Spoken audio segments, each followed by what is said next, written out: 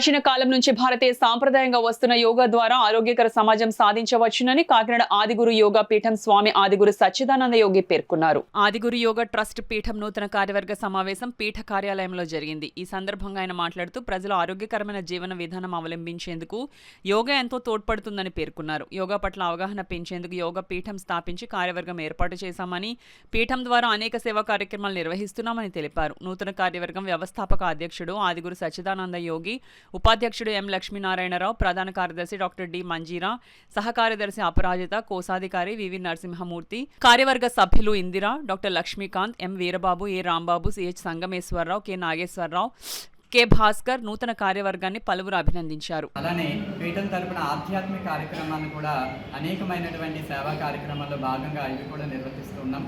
So ఈ యొక్క కార్యక్రమాలు ఇంకా ముందుకు తీసుకువెళ్లేందుకు ఈరోజు కొత్త కార్యవర్గాన్ని ఎంచుకోవడం జరిగింది. అలానే ఈ యొక్క కార్యవర్గ సభ్యులుగా ముఖ్యంగా ఈ యొక్క ట్రస్ట్ యొక్క వైస్ ప్రెసిడెంట్గా ఎం లక్ష్మీనారాయణ గారిని, సెక్రటరీగా డాక్టర్ మంజీరా గారిని, జాయింట్ సెక్రటరీగా అపరాజిత గారిని, అదేవిధంగా ట్రెజరర్గా వివి నరసింహమూర్తి గారిని, అలానే ఎగ్జిక్యూటివ్ మెంబర్స్గా మా ఒక కార్యవర్గాన్ని ఎంచుకోవడం జరిగింది. వీరబాబు గారు కానీ, అలానే డాక్టర్ లక్ష్మీకాంత్ కానీ. సో దాంతోపాటుగా ఇంకా మిగిలినటువంటి కార్యవర్గ సభ్యులందరినీ కూడా ఇందిరా గారు. సో ఇట్లాగా మొత్తం ఒక 12 మందితో ఈ యొక్క టీంని ఫామ్ చేయడం జరిగిందండి.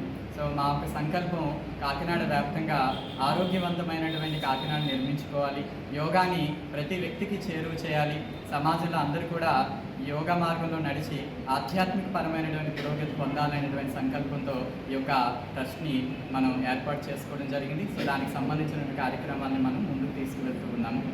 ధన్యవాదాలు.